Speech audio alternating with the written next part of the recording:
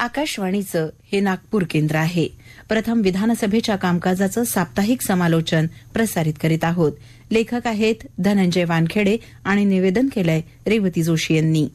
विधानसभेत 26 ते 30 डिसेंबर या 5 दिवस चाललेल्या कामकाजात कर्नाटक सीमाप्रश्नी मांडलेला ठराव विधानसभेत एकमतानं मंजूर होणं, विधानसभेत अब्दुल सत्तार यांच्या राजीनाम्याची दोन्ही सभागृहात मागणी, नवीन लोकायुक्त विधेयक विधानसभेत एकमताने मंजूर होणं, धान उत्पादक शेतकऱ्यांना प्रति हेक्टरी 15,000 रुपये बोनसची मुख्यमंत्री एकनाथ शिंदे यांची घोषणा ही कामकाजाची ठळक वैशिष्ट्ये होती. विधानसभेत दुसऱ्या आठवड्यात पहिल्या दिवशी 26 डिसेंबरला कामकाजाची सुरुवात सकाळी 9 वाजता विशेष बैठकीने झाली. त्यानंतर नियमित कामकाज सकाळी 11 वाजता सुरू झालं. बैठक सुरू होताच विरोधी पक्षनेते अजित पवार यांनी विदर्भातील जनतेच्या महत्वाच्या प्रश्नांवर तसंच सीमा प्रश्नांवर चर्चा घेण्याचं कामकाज सल्लागार समितीच्या बैठकीत ठरल्याचं सांगितलं. मात्र पहिल्या आठवड्यात याबाबत काही कामकाज होऊ शकलं नाही. सीमा भाग प्रकरणी ठराव घ्यायचं ठरलेलं असताना अजून तो का आला नाही असा सवाल विरोधी पक्षनेते पवार यांनी केला. प्रश्नोत्तराच्या तासापूर्वी हा मुद्दा उपस्थित करीत विरोधकांनी सभात्याग केला. प्रश्नोत्तराचा तास झाल्यानंतर स्थगन प्रस्तावाच्या सूचना दालनात नाकारण्यात आल्याचं अध्यक्षांनी घोषित केलं. विद्यमान कृषी मंत्री अब्दुल सत्तार यांनी आयोजित केलेल्या सिल्लोड कृषी प्रदर्शनात कोट्यवधी रुपये वसूल करण्याचा प्रयत्न आणि राज्यमंत्री असताना घेतलेल्या निर्णयावर उच्च न्यायालयाने झाडलेले ताशेरे यावर विरोधी पक्षनेते अजित पवार यांनी सत्तार यांच्या राजीनाम्याची मागणी केली. त्यावेळी गदारोळ झाला. त्यातच काही महत्वाचं कामकाज गुंडाळण्यात आलं. यानंतर कामकाज दिवसभरासाठी स्थगित करण्यात आलं. विधानसभेत हिवाळी अधिवेशनात दुसऱ्या आठवड्यात 27 डिसेंबर रोजी कर्नाटक सीमा प्रश्नावर सर्वपक्षीय सदस्यांनी एकमताने ठराव मंजूर करीत सीमावासियांसोबत ठामपणे संघर्षासाठी उभं असल्याची ग्वाही दिली. सभागृहात अध्यक्षांनी कामकाजाचा क्रम बदलत कर्नाटक सीमावासियांच्या जिव्हाळ्याचा आणि राज्याच्या मराठी अस्मितेचा विषय असलेला 865 गावं कोणत्याही स्थितीमध्ये राज्यात राहावीत आणि बेळगाव, बिदर, भालकी, कारवार, निपाणी या भागात इंच नींच जमीन महाराष्ट्राला मिळावी यासाठी लढा देण्याबाबत आणि शेवटपर्यंत सीमावासियांच्या सोबत राहण्याबाबतचा ठराव मुख्यमंत्री एकनाथ शिंदे यांनी मांडला. यानंतर अध्यक्ष राहुल नार्वेकर यांनी याबाबतचा प्रस्ताव वाचला आणि ठराव मांडला. तो 1:05 आवाजी मतदानानं मंजूर करण्यात आला. याशिवाय विदर्भाच्या विकासाच्या मुद्द्यावर गेल्या अनेक दिवसांपासून प्रलंबित नियम 293 अन्वये चर्चा पुकारण्यात आली. यात बोलताना विरोधी पक्षनेते अजित पवार यांनी राज्यातील वित्तीय खर्चाच्या पुरवणी मागण्यांमध्ये मूळ अर्थसंकल्पाच्या तुलनेत मोठ्या प्रमाणात वाढ होत असल्याबाबत चिंता व्यक्त केली. राज्य मंत्रिमंडळात एकाही महिलेला मंत्रिपद न दिल्याबाबतही त्यांनी सरकारवर टीका केली. विदर्भात तब्बल 20 वर्षे मुख्यमंत्रीपद असूनही मागासपणाबद्दल कायम पश्चिम महाराष्ट्राला दोष का देता असा सवाल विरोधी पक्षनेते अजित पवार यांनी विधानसभेत उपस्थित केला. नियम 293 अन्वये सत्तारूढ पक्षाने उपस्थित केलेल्या विदर्भ मराठवाडा विकास प्रश्नावरच्या चर्चेत ते बोलत होते. विदर्भ आणि मराठवाडा विकास महामंडळाची पुनर्रचना आम्ही राज्यपालांशी असलेल्या मतभेदांमुळे केली नाही अशी कबुली त्यांनी यावेळी दिली. विधानसभेच्या बुधवार दिनांक 28 रोजी 2 सत्रात करण्यात आलेल्या कामकाजात लोकायुक्त विधेयकाला सभागृहात मंजुरी, कृषी मंत्री अब्दुल सत्तार यांनी गायरान भूखंड प्रकरणी सभागृहात केलेलं निवेदन ही दिवसभरातील कामकाजाची वैशिष्ट्य सांगता येतील. प्रश्नोत्तराच्या तासानंतर विरोधी पक्षनेते अजित पवार यांनी सीमा वादावर सभागृहात ठराव मंजूर केल्यानंतरही कर्नाटकातील लोकप्रतिनिधींकडून महाराष्ट्राबाबत अन्यायकारक वक्तव्य सुरूच आहेत. मुंबई केंद्रशासित करण्याबाबत आता तिथे वक्तव्य करण्यात आल्याचा निषेध करीत पवार यांनी राज्य सरकारने या प्रकाराची गंभीर दखल घेण्याची मागणी केली. यावेळी सरकारच्या वतीने निवेदन करताना उपमुख्यमंत्री देवेंद्र फडणवीस म्हणाले की मुंबई ही महाराष्ट्राचीच असून मुंबईवर दावा सांगणं खपवून घेतलं जाणार नाही. सभागृह याचा निषेध करीत आहे. याबाबत केंद्रीय गृहमंत्री यांना पत्राद्वारे कळवलं जाईल. केंद्रीय गृहमंत्र्यांसमोर जे ठरलंय त्याचं उल्लंघन करणं खपवून घेतलं जाणार नाही असंही फडणवीस म्हणाले. त्यानंतर कृषी मंत्री अब्दुल सत्तार यांनी त्यांच्यावर 26 डिसेंबर रोजी सभागृहात गायरान जमीन प्रकरण सुनावणी संदर्भात झालेल्या आरोपांबाबत स्पष्टीकरण दिलं. ते म्हणाले की आपल्याकडून घेण्यात आलेला निर्णय मागास आणि आदिवासी समाजाला जमीन प्रकरणात न्याय देण्यासाठी घेण्यात आला. त्याबाबत न्यायालयात सुरू असलेल्या खटल्यात जो न्याय मिळेल तो मला मान्य असेल. अध्यक्ष राहुल नार्वेकर यांनी कामकाजाचा क्रम बदलून लोकायुक्त विधेयक 2022 ची पुकारणी केली. मात्र त्यावेळी विधेयकावर चर्चा करण्यासाठी विरोधी बाकांवरील सदस्य गैरहजर राहिल्याबाबत खेद व्यक्त करीत उपमुख्यमंत्री देवेंद्र फडणवीस यांनी विधेयक मांडलं. केंद्र सरकारच्या लोकपाल विधेयकाच्या धर्तीवर मंत्री आणि मुख्यमंत्री तसंच लोकप्रतिनिधी यांना भ्रष्टाचाराच्या चौकशीच्या फेऱ्यात आणताना त्यांच्या विरोधात चुकीच्या पद्धतीने आरोप आणि चौकशा होणार नाहीत याची देखील काळजी हे विधेयक तयार करताना घेण्यात आल्याचं फडणवीस म्हणाले. त्यावर चर्चा न होता ते नंतर आवाजी मतदानाने मंजूर करण्यात आलं. संपूर्ण मंत्रिमंडळ आणि मुख्यमंत्री यांना लोकायुक्ताच्या कक्षेत आणणारं हे विधेयक आहे, असंही ते म्हणाले. नागपूर शहरातील अजनी रेल्वे पुलाच्या बांधकामासाठी राज्य शासन निधी कमी पडू देणार नाही, असं मंत्री उदय सामंत यांनी सांगितलं. नागपूर शहरातील ब्रिटिशकालीन अजनी रेल्वे पुलाबाबत सदस्य मोहन मते यांनी तारांकित प्रश्नाद्वारे मुद्दा उपस्थित केला होता. सामंत यांनी सांगितलं की अजनी पूल 1923 मध्ये बांधण्यात आला होता. मध्य रेल्वेने 15 जुलै 2019च्या पत्रानुसार नागपूर महानगरपालिकेस कळविल्याप्रमाणे Visvesvaraya national institute of technology Nagpur यांनी या पुलाचं अंतरिम रचनात्मक लेखा परीक्षण म्हणजे स्ट्रक्चरल ऑडिट केलं आहे. या अहवालानुसार 7 डिसेंबर 2019 पासून हा पूल जड वाहनांच्या वाहतुकीसाठी बंद केलाय. या पुलावरून सध्या केवळ हलक्या वाहनांची वाहतूक सुरू आहे. अजनी पूल हा प्रकल्प Maharashtra railway infrastructure development corporation यांच्याकडे वर्ग करण्यात आला असून 1 नोव्हेंबर 2022 रोजी यासंबंधी निविदा प्रसिद्ध करण्यात आली आहे. या पुलासाठी शासनातर्फे निधी उपलब्ध करून देण्यात येईल, असंही सामंत यांनी सांगितलं. विधानसभेत 29 डिसेंबर रोजी नियम 293 अन्वये विदर्भ मराठवाडा विकास यावर झालेल्या चर्चेला उत्तर देताना मुख्यमंत्री एकनाथ शिंदे यांनी केलेल्या घोषणा महत्वाच्या होत्या.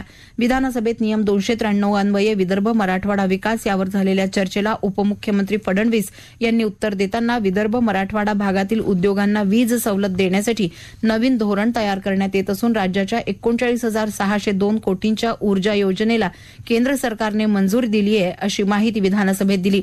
सत्तारूढ आणि विरोधी सदस्यांनी उपस्थित केलेल्या विदर्भ मराठवाडा विकास चर्चेवर ते उत्तर देत होते.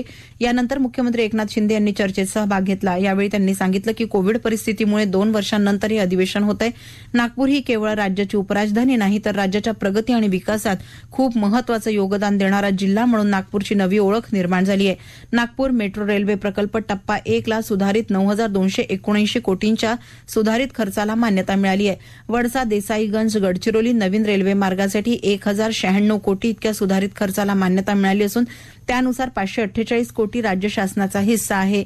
विदर्भ मराठवाडा आणि उर्वरित महाराष्ट्र वैधानिक विकास महामंडळाची पुन्हा स्थापना करण्यात येणार आहे. यासाठी केंद्राची मान्यता लवकरच येईल. समृद्धी महामार्ग गडचिरोलीपर्यंत राज्यात आणि पलीकडे मध्य प्रदेश तसंच छत्तीसगडला आम्ही जोडत असल्याचंही त्यांनी सांगितलं.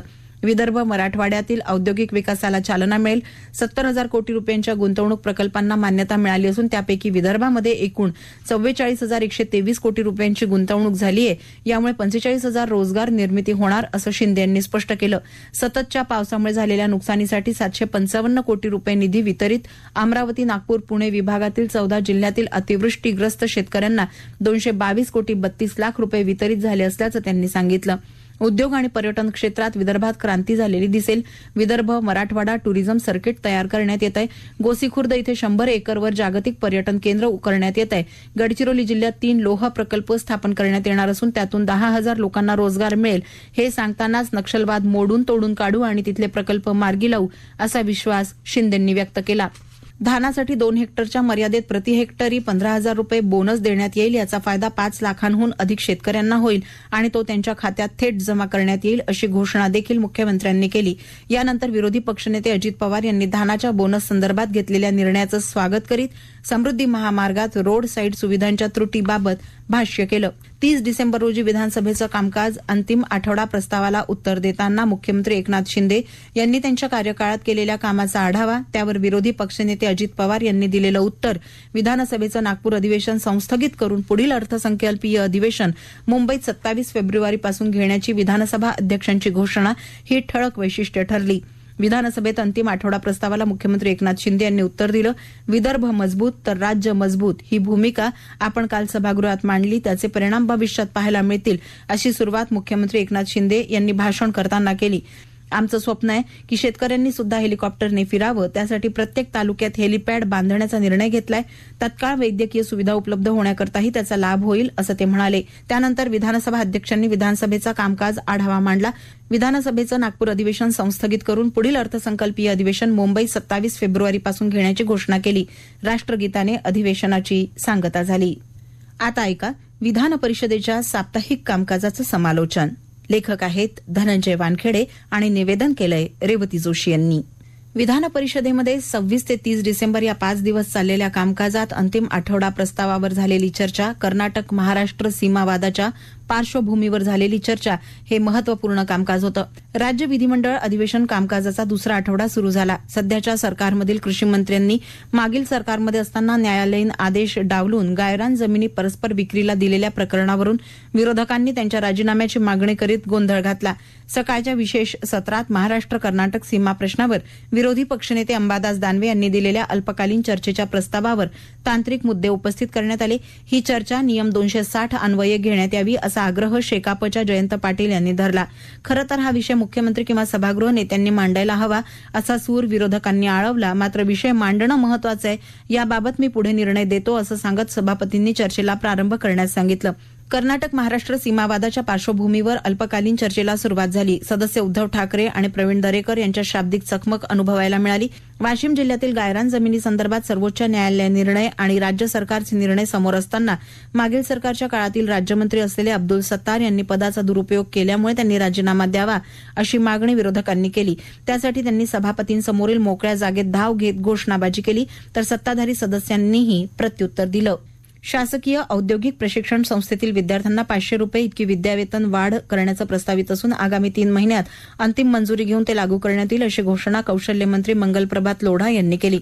बाळासाहेब पाटील आणि इतरांनी विचारलेल्या तारांकित प्रश्नांवर ते बोलत होते. 27 डिसेंबर रोजीच्या कामकाजात विना अनुदानित आणि स्वयं अर्थसहाय्यित शाळांना 2021-22 पर्यंत 709 कोटी 49 लक्ष रुपये दिले आहेत. उर्वरित 200 कोटी रुपये निधी अर्थसंकल्पित आहे. पैकी 84 कोटी रुपये वितरित झालाय. पुढील निधीसाठी पाठपुरावा करण्यात येत असल्याचं शालेय शिक्षण मंत्री दीपक केसरकर यांनी नियम 93च्या सूचनेवर सांगितलं. महाराष्ट्र सरकार आणि राज्यातील जनता सीमा भागातील लोकांच्या मागे खंबीरपणे, निर्धाराने आणि सर्व ताकदीनिशी आहे. सीमा भागातील 865 गाव खेडे घटक यांना दिलासा, विविध योजना राबवण्याबरोबरच आवश्यक तो कायदेशीर पाठपुरावा सर्वोच्च न्यायालयात करण्यात येईल अशी ग्वाही मुख्यमंत्री एकनाथ शिंदे यांनी शासनाच्या वतीने ठराव मांडत दिली. सभागृहाने एकमताने पाठिंबा देत तो संमत केला. 28 डिसेंबर बुधवार रोजी सकाळच्या विशेष सत्रात नियम 97 अन्वये सुरू झालेली चर्चा घेण्यात आली. ती अपूर्ण राहिल्याने पुन्हा दुपारी 3च्या सुमारास ती चालू झाली. अनेक सदस्यांनी कर्नाटकाच्या भूमिकेवर तीव्र शब्दात सडकून टीका केली. केंद्रीय गृहमंत्री अमित शहा यांनी जैसे थे स्थिती ठेवण्यास सांगूनही भाजपचं राज्य सरकार आपलं आक्रमक धोरण सोडत नाही याबद्दल संताप व्यक्त करण्यात आला. कन्नड भाषिक गळचेपी, दगडफेकीचे प्रकार, मारहाण याबाबत नाराजी व्यक्त करीत राज्य सरकारने सीमा भागातील मराठी भाषिक जनतेसाठी जाहीर केलेल्या योजना पूर्णत्वाला कशा नेणार असा सवाल विरोधकांनी केला. राज्य सीमा वादाबाबत मुख्यमंत्री एकनाथ शिंदे यांनी सविस्तर उत्तर दिलं. या भागातील मराठी भाषिक लोकांसाठी विविध उपाययोजना सांगत तिथल्या लोकांवरील अत्याचाराबाबत आणि दाखल केल्या जाणाऱ्या खटल्यांबाबत न्यायालयीन सहाय्य म्हणून चांगले वकील देण्याची भूमिका त्यांनी व्यक्त केली. 29 डिसेंबर रोजी विधान परिषदेच्या कामकाजाला सुरुवात होताच नियम 260 अन्वये प्रस्ताव अंतर्गत विदर्भातील अनुशेषावर भाषण करताना विदर्भाच्या सर्वंकष विकासासाठी फक्त घोषणा नको तर कृती होण्याची गरज आहे. त्यासाठी सर्वांनी पुढाकार घ्यावा आणि विदर्भावर सातत्याने होणारा अन्याय दूर करावा असं प्रतिपादन विधान परिषद विरोधी पक्षनेते अंबादास दानवे यांनी केलं. एकट्या मुंबईत 532 आयटी पार्क असून संभाजीनगरमध्ये 3 आणि नागपुरात 5 असे एकूण फक्त 8 आयटी पार्क आहेत. आपल्याकडे पायाभूत सुविधा असतानाही केवळ विदर्भ मराठवाड्यात काम करण्यासाठी मानसिकता बदलणं आवश्यक असल्याचं दानवे म्हणाले. बाळासाहेब ठाकरे समृद्धी महामार्गासाठी उद्धव ठाकरे मुख्यमंत्री असताना मविया सरकारने 8,025 कोटी रुपये दिले. त्यामुळे हा प्रकल्प एकट्या व्यक्तीने केला हा गैरसमज दूर करावा. विदर्भातील शेतकऱ्यांना कृषीपंप मिळण्यास विलंब होत असल्याचा प्रश्न भाजप आमदार प्रवीण दटके, अभिजित वंजारी यांनी प्रश्नोत्तराच्या तासात सरकारला विचारला. यावर उपमुख्यमंत्री देवेंद्र फडणवीस यांनी उत्तर दिलं. उपमुख्यमंत्री फडणवीस म्हणाले की ग्राहकांना अखंडित, दर्जेदार, विश्वसनीय आणि परवडणारा वीज पुरवठा आणण्यासाठी केंद्र शासनाने सुधारित वितरण क्षेत्र योजना, सुधारणा अधिष्ठित आणि निष्पत्ती आधारित योजना हा कालबद्ध कार्यक्रम राबवण्याचं जाहीर केलंय. इंदू मिल इथलं डॉ. बाबासाहेब आंबेडकर यांच्या स्मारकाचं काम अपेक्षित वेळेपेक्षा कमी कालावधीत झालं पाहिजे. यासाठी मुख्यमंत्री एकनाथ शिंदे आणि उपमुख्यमंत्री देवेंद्र फडणवीस यांनी 16 नोव्हेंबर रोजी प्रत्यक्ष भेट देऊन एक कालबद्ध कार्यक्रम निश्चित केला. त्यामुळे हे स्मारक अपेक्षित वेळेपेक्षा कमी कालावधीत पूर्ण केलं जाईल अशी माहिती मंत्री उदय सामंत यांनी प्रश्नोत्तराच्या तासात दिली. 30 डिसेंबर रोजी विधान परिषदेचे विरोधी पक्षनेते अंबादास दानवे यांनी नियम 259 अन्वये अंतिम आठवडा प्रस्ताव सभागृहात मांडला. अकोला जिल्ह्यातील बालकांच्या पोषण आहाराबाबत निविदा प्रक्रियेसंदर्भात न्यायालयात स्थगिती असल्याने 2 वर्षांपासून पोषण आहार देण्यात आला नाही. मात्र राज्य शासनाने सध्या पर्यायी व्यवस्था करीत पोषण आहार सुरू केलाय अशी माहिती शिक्षण मंत्री दीपक केसरकर यांनी विधान परिषदेत दिली. महाविकास आघाडी सरकारने गेल्या 2.5 वर्षात एकाही जिल्ह्यात खरीप पीक आढावा बैठक घेतली नसल्याने शेतकऱ्यांचं मोठं नुकसान झाल्याचं आमदार चंद्रशेखर बावनकुळे म्हणाले. विधान परिषदेत अंतिम आठवडा प्रस्तावावर सत्तापक्ष आणि विरोधी पक्षाचं उत्तर झाल्यानंतर विधान परिषदेचं अधिवेशन संस्थगित केल्याची घोषणा उपसभापती डॉ नीलम गोऱ्हे यांनी केली.